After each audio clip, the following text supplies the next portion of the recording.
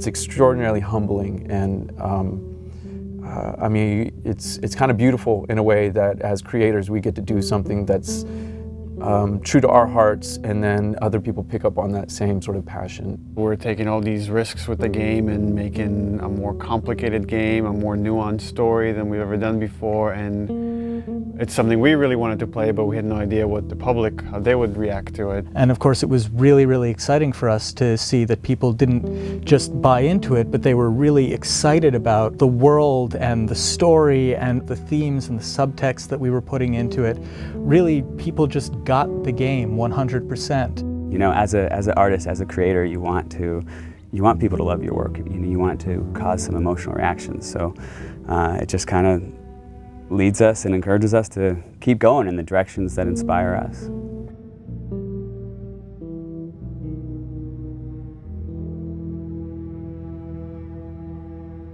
The Last of Us: American Dreams, the graphic novel we released through Dark Horse, co-created by Faith Erin Hicks, the co-writer and amazing artist on that comic book. And it introduces the character of Riley.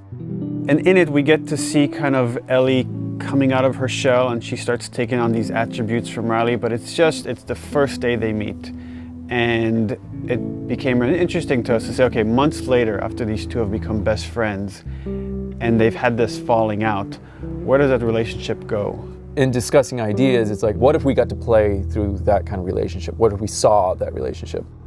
And it gives us an opportunity to test out various mechanics and storytelling ideas that maybe we couldn't test on the scale of the full game, but doing it in a smaller time frame allows us to try out these ideas and say, okay, that's interesting. How did that work?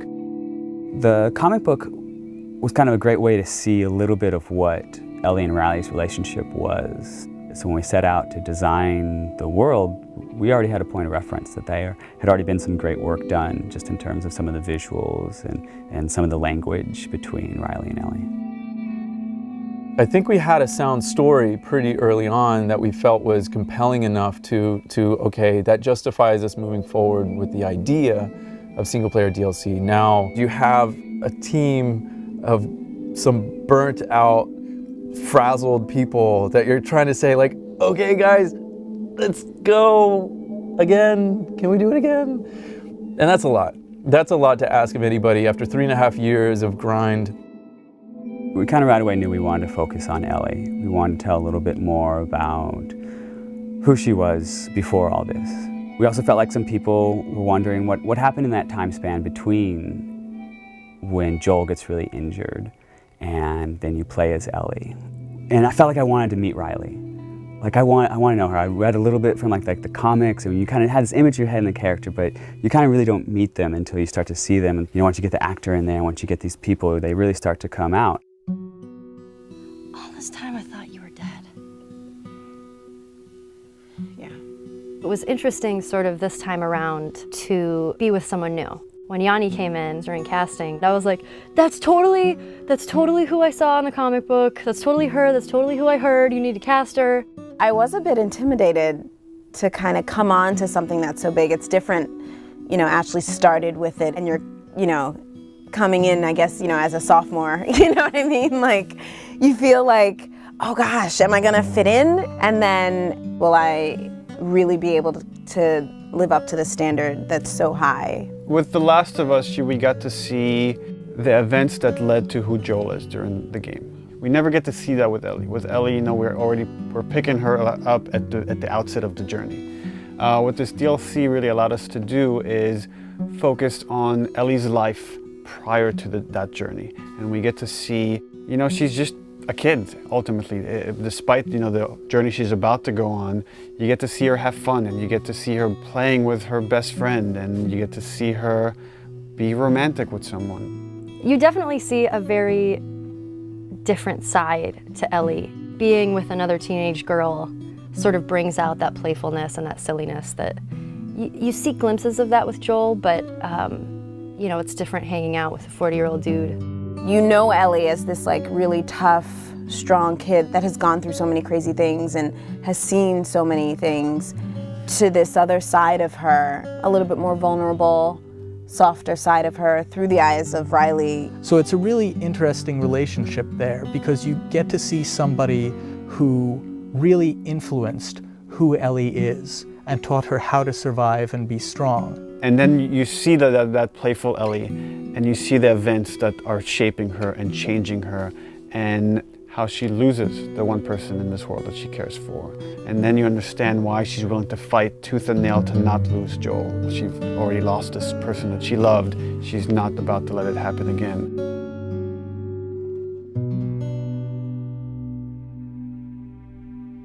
There was a lot of gameplay where we kind of challenge ourselves to say, okay, how do we add tension? How do we add core mechanics to two teenage girls that have snuck out of this military dorm and are being playful at the mall?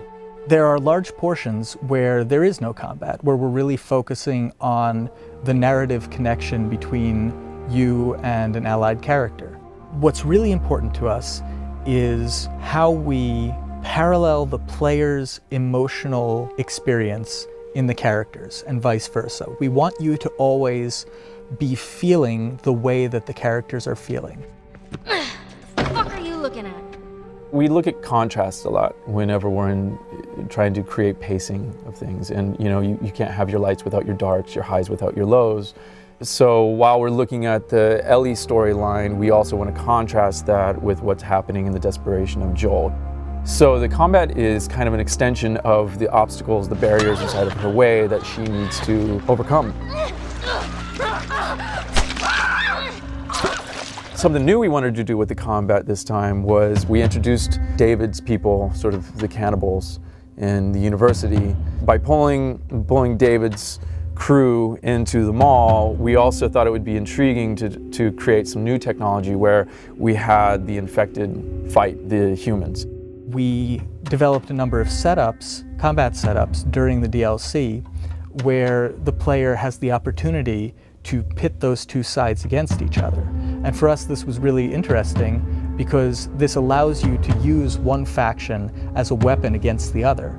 Now you're able to use these distractions almost as bait or as lures. So that creates this whole new way to think about a combat space and to think about ways that you move around. But it still drives home that idea that it's a desperate world and you're trying to survive in it. The main themes that we're playing with, I think, are love and loss and, on some level, devotion. What lengths do you go to protect the ones that you care about?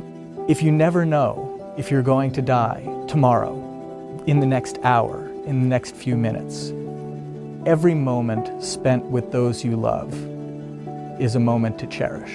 The relationship between Ellie and Joel, it dealt with survival, it dealt with loyalty, and ultimately it dealt with love. The love of a parent to a child or a child to a parent. The DLC is not that different. In this world, all you really have are your relationships and your friends. I mean, that becomes everything. And I think that's sort of reiterated in the DLC. One of the great things about Last of Us was how much people related to Ellie and enjoyed Ellie and saw her as this strong character. And here we'll get to see how her time with Riley has become that and something that propelled her to be able to go on this journey with Joel.